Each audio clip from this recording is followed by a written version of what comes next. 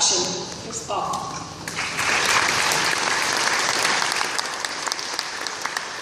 We know that from, long-standing trade union history, from Shrewsbury to the blacklist constructed in built up in the construction industry, to the fact that we find out that there are apparently 9,000 domestic subversives currently under surveillance in Britain today. I take a bet there might be one or two of them in this hall today.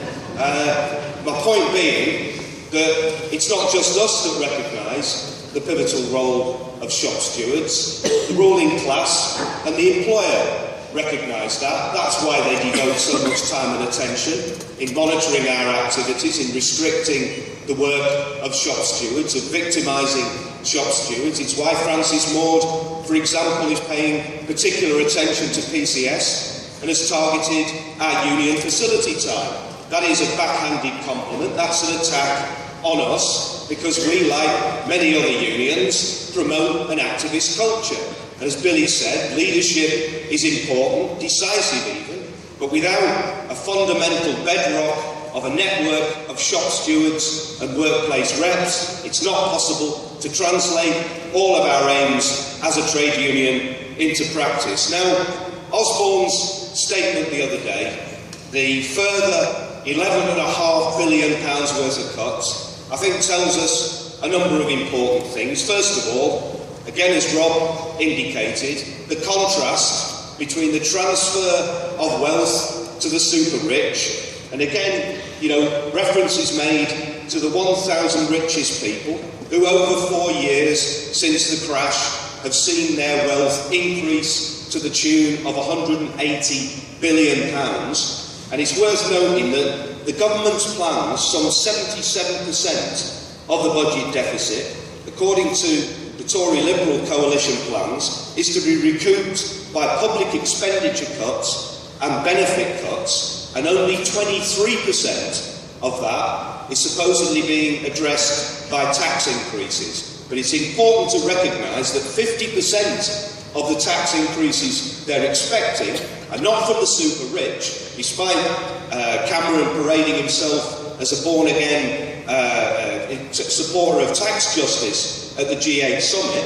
50% of the tax being recouped is from VAT rises, which we know target and hit the poor hardest. None of the initiatives taken by this government, despite the rhetoric, despite the discomfort of Google executives in front of the Public Accounts Committee, none of these tax increases are specifically aimed at the super rich. And of course, at the same time, in those shameful few days in April, we saw a stream of measures, thousands losing access to legal aid, council tax benefit passing into local control, NHS commissioning charges, the 50p tax rate scrapped for high earners, of course, it shouldn't be forgotten, disability living allowance scrapped, the benefit uprating begins lower than inflation, the welfare benefit cap, universal credit introduced. This is testament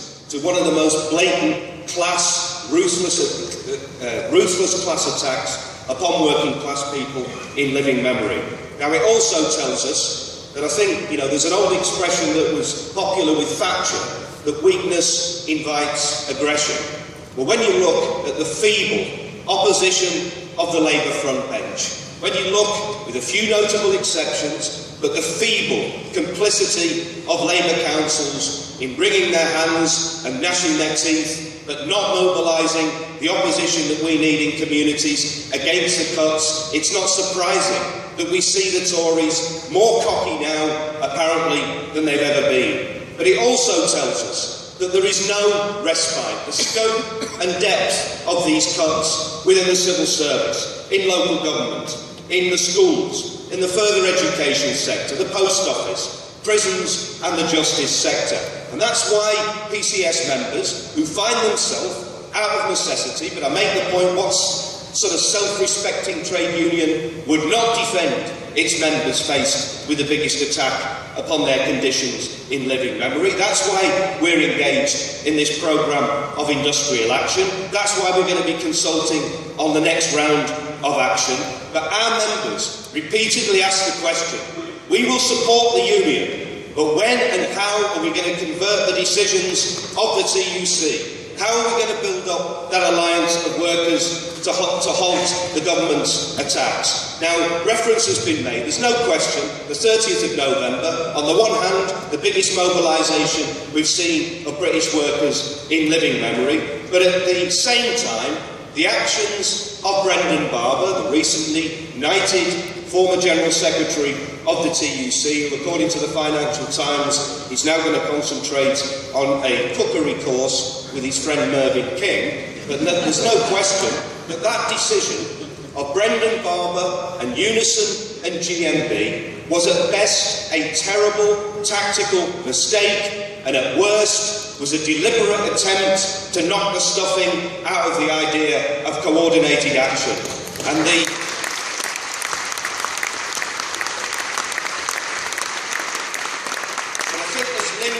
said in her opening remarks, and as others have said, that temporary lull cannot disguise the fact there is no respite, and that those tactics provided no protection. Look at the scale of the cuts being announced in local government. And I really want to conclude by saying it's quite clear that a variety, a growing number of unions are preparing the ground for their own action in the autumn. And it is quite clear that if the TUC, unfortunately with an inbuilt right-wing majority on the General Council at this moment, is not prepared to provide the leadership and the coordination, it is absolutely essential that all those unions that are serious, that are prepared to mobilise opposition, get in a room together, talk directly, and we organise that coordinated response ourselves.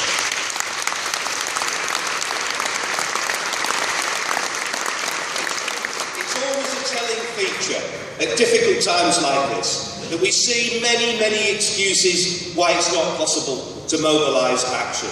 And yet it's my belief, and my union's belief, that if we organise, if the trade union movement made a call for a day of action, mass strikes, a general strike, opened up to all those that are prepared to support strike action by calling for public demonstrations and protests in every town and city in the UK on that same day, that would generate massive support amongst workers in Britain today around the programme of anti-austerity, of defence of the NHS and public services, for trade union rights, for the right to protest, for the opportunity for us to start putting forward an alternative. That would generate massive support. Now, trade unions, we're told, are a mark of a civilised and democratic society. By that standard, the UK fails. The right to strike, according to law lords, little more than a slogan and a legal metaphor, tied up with some of the most repressive